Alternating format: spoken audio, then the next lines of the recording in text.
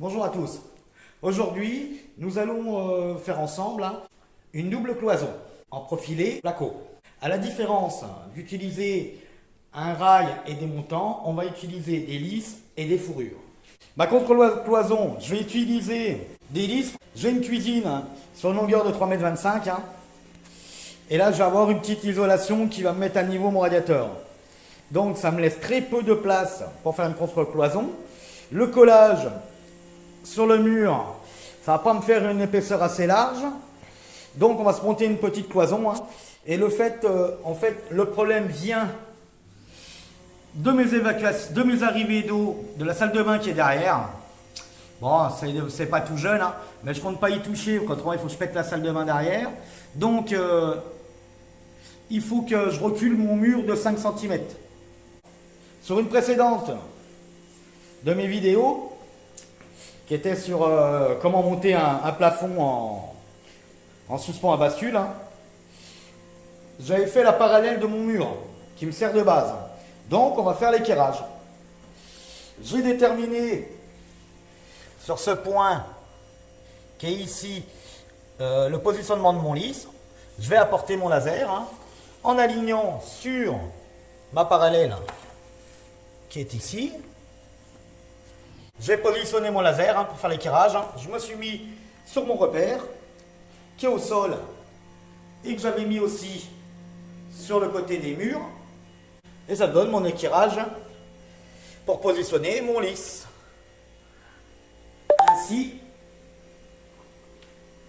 que celui du plafond.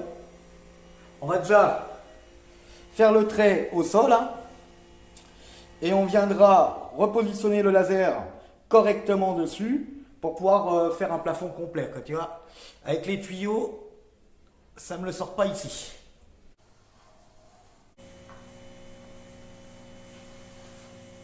Mon laser est positionné sur le trait et ça me donne la position de mon lisse au plafond.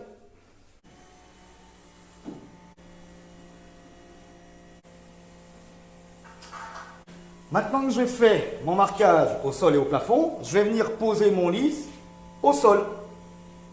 Alors comme c'est un sol à béton, je vais utiliser des chevilles à frapper pour fixer mon lisse. Les chevilles à frapper, c'est ça. C'est-à-dire, je perce, je viens mettre ma cheville et je tape dessus avec le marteau. On se fait la première ensemble pour bien te faire voir. Tu poses ton lisse sur le repère que tu as mis. Tu viens prendre ton perfo et tu mets dedans et tu perces. Tu prends ta cheville à frapper. Tu la mets dans le trou comme ça. Et je viens frapper dessus. Et voilà, elle est mise. Et maintenant, je continue sur toute la longueur, dans les pré-perçages.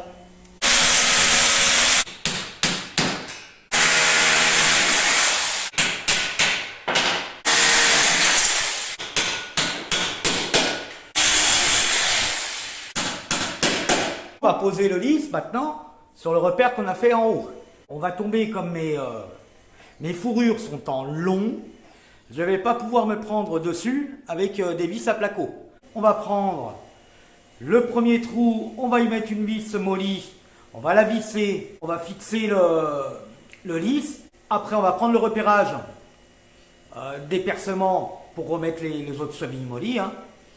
On redémonte tout, on met les chevilles molly et on remet le lisse.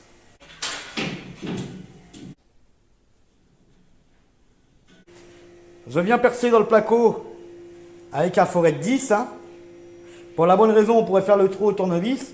Mais si tu fais le trou au tournevis, tu vas éclater le derrière de la plaque de placo. Alors une cheville molly, ça ressemble à ça. Tout le monde connaît.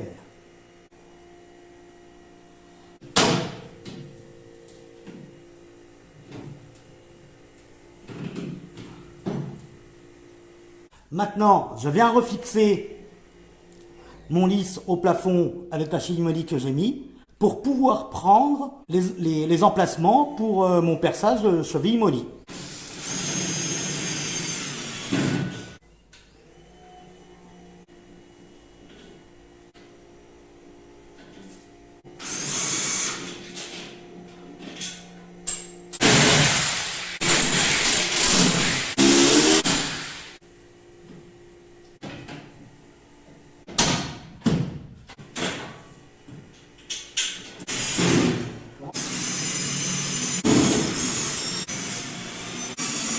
Voilà, le lisse en haut est posé. Hop là.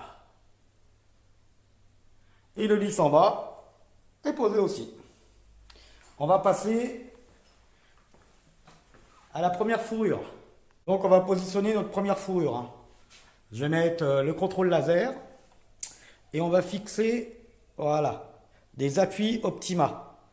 En fait, de façon pour pas avoir de points souples sur le placo, hein. Alors on va en mettre un, je pense, à ce niveau-là et un petit peu plus haut, hein. On va commencer déjà par mettre le laser, hein. J'ai fixé mon laser, hein. Ça sera le point de départ de ma première fourrure, hein. Je la colle pas contre le mur complet parce que j'ai un interrupteur à mettre. Les systèmes d'appui sont un peu trop longs. C'est-à-dire que l'écart qu'il y a là à là, je pensais que c'était du 10-45, hein, mais en fait, c'est un petit peu trop long. Alors l'astuce, je l'ai raccourci. Je viens couper la collerette là, et après, je viens couper celui-là. C'est-à-dire une fois que j'ai ma cote, une fois que j'ai coupé la collerette, je me présente là. Et je viens faire un petit trait. Voilà, à l'endroit que je veux éliminer. Pour moi, il faut que je me serre comme ça. Mais là, le petit bout, le bout de quéquette, il va être dans le... Ça va pousser la fourrure. Du coup, je l'enlève. Du coup, tu vois, ça me le raccourcit bien. Je peux être plus près du mur. Comme je suis vraiment très près, hein. Comme j'ai pas beaucoup de place derrière le mur, mes appuis Optima, je les fixe directement sur mon rail. Alors, ça n'a pas trop d'importance. En fait, tu vois, je ne sais pas si tu vois bien. En fait, j'ai le dépassement de chaque côté qui va pouvoir me permettre de rentrer une cheville à frapper dans mon mur à béton. Donc là, j'en ai mis déjà une, hein. Je vais mettre la deuxième à 2 mètres, hein. Je vais les mettre à 1,10 m et 2 mètres, hein. Alors, comment ça se monte, hein, dans ce sens-là. Tu fixes l'ergot et hop, tu viens appuyer, hein. Et après, tu viens mettre ton action comme ça. Voilà.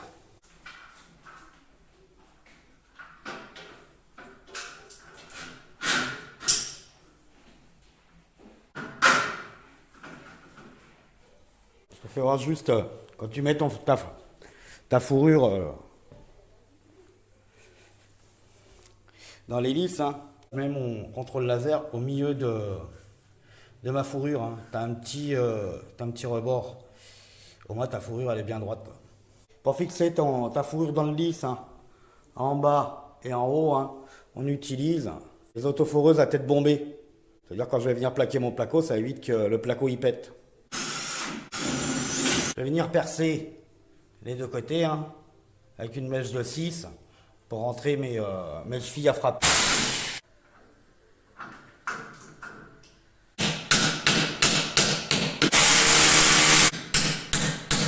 Alors mon petit mât, je le déverrouille, je fais mon réglage et je viens le verrouiller. Et là ça bouge plus.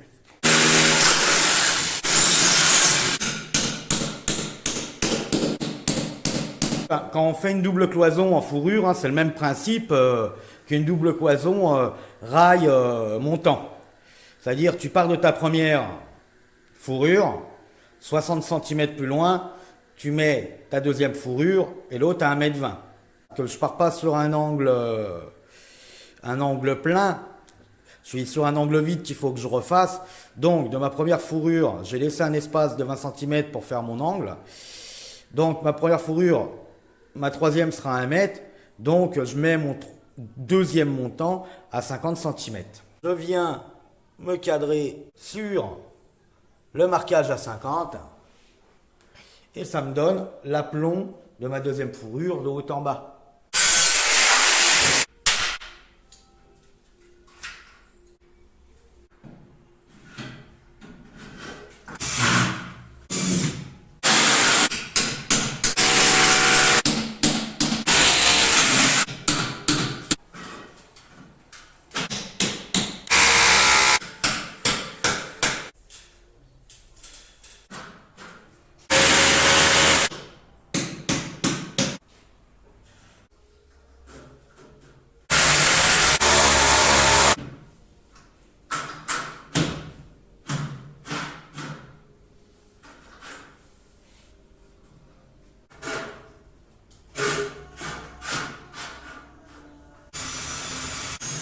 La double cloison est posée. Voilà ce que ça donne. Hein. Ma cloison, hein. Alors elle part bien de ce point-là à ce point-là, 1,20 m. De ce point-là à ce point-là, 1,20 m. Avec l'intermédiaire de 60 qui est au milieu, mais que j'ai dû décaler un petit peu pour laisser passer pour la haute. Là, je repars sur une autre plaque et qui va venir se terminer ici. J'ai un petit peu des écarts dès qu'ils sont en plus, du fait que là, j'ai le trou de ma VMC, là, j'ai le trou de ma haute, ça tombait dans les fourrures, alors j'ai dû décaler. Et là, j'ai le boui-boui là, qui m'emmerde. Je vais remettre une fourrure de là à là, et de 60, là, je vais remonter jusqu'en haut. Là, je vais avoir un meuble à ce niveau-là, donc je vais remettre quand même un support de meuble. On va poser la barre de maintien du meuble là-haut, hein, à ce niveau-là.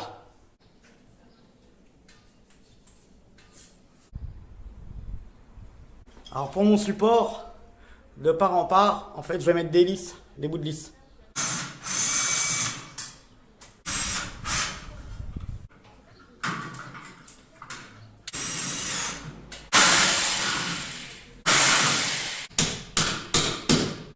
Alors, tu vois, je t'ai mis un renfort pour le meuble. Comme ça, je pourrais me prendre dedans sans que ça fasse... je pourrais me prendre dedans sur un appui dur, quoi. Pour mon petit meuble, hein, il n'y aura pas beaucoup de poids dedans. Hein. Du coup, j'ai mis des appuis Optima. J'en ai mis 2, qui est à l'appui et à l'arraché. Ça fait un maintien. J'ai mis 2 bouts de lisse à gauche et à droite que j'ai revenu visser dans ma fourrure. Tout l'ensemble est bien maintenu.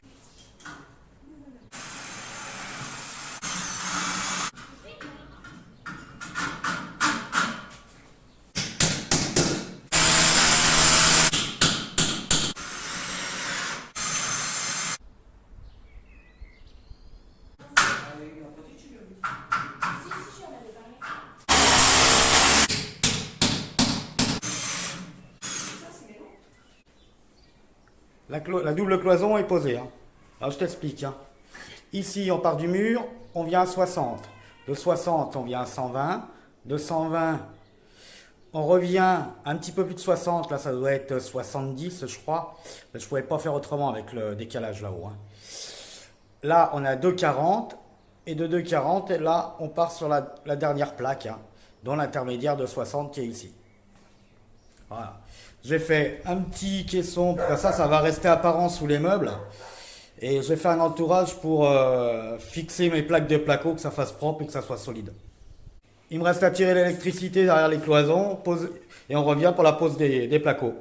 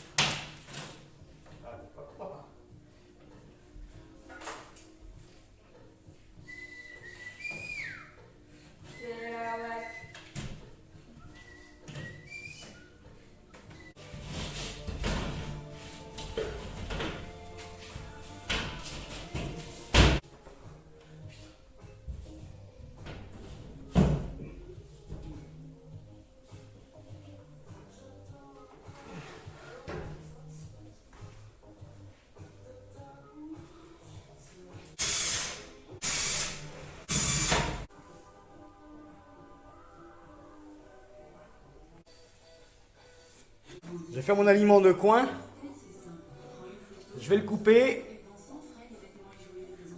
Après, je glisserai à l'intérieur un lisse en large avec une largeur de placo qui reviendra s'appuyer pour refaire mon niveau de mur correctement.